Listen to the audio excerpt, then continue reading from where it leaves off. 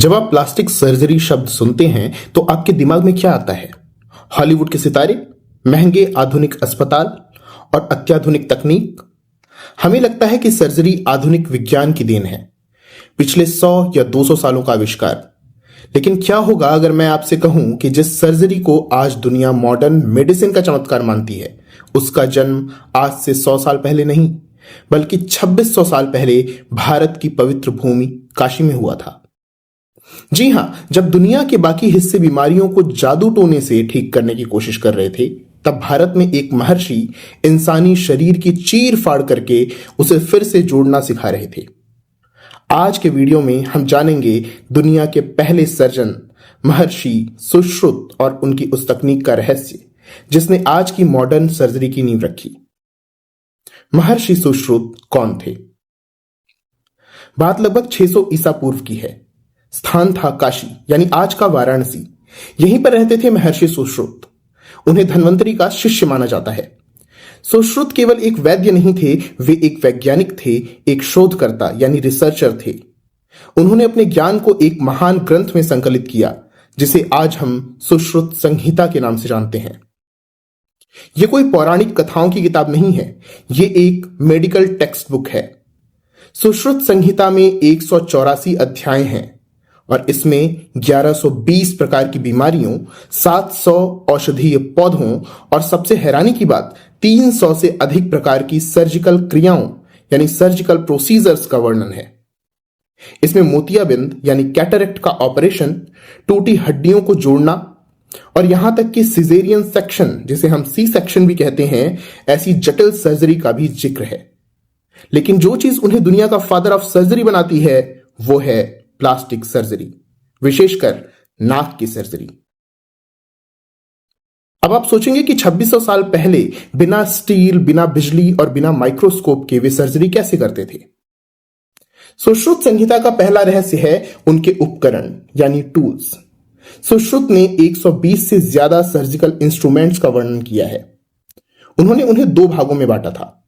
पहला यंत्र यानी ब्लंट इंस्ट्रूमेंट्स और दूसरा शस्त्र यानी शार्प इंस्ट्रूमेंट्स। इन औजारों के डिजाइन देखिए। सुश्रुत ने उन्हें जानवरों और पक्षियों के मुंह के आकार का डिजाइन किया था। जैसे सिंह मुख के यंत्र का आकार शेर के मुख के जैसा था और कंकमुख यंत्र का आकार बगुले की चोंच जैसा था, ताकि वो शरीर के नाजुक हिस्सों में सटीकता यानी प्रिसीजन से काम कर सकें। हैरानी की बात यह है कि आज की मॉडर्न सर्जिकल टूल्स जैसे कि फोर्सेप्स या कैंची सुश्रुत के उन्हीं डिजाइनों के उन्नत रूप हैं। आइए जानते हैं राइनोप्लास्टी यानी नाक की सर्जरी के बारे में। लेकिन सुश्रुत का सबसे बड़ा योगदान था राइनोप्लास्टी यानी कटी हुई नाक को फिर से बनाना। प्राचीन भारत में गंभीर अपराधों के लिए सजा के तौर पर नाक काट दी जाती थी। इसके अलावा युद्ध में भी सैनिकों की नाक कट जाती थी। इन लोगों को समाज में सम्मान वापस दिलाने के लिए सुश्रुत ने नाक जोड़ने की तकनीक विकसित की। यह तकनीक आज भी हैरान कर देती है। ध्यान से सुनिए कि वो कैसे करते थे।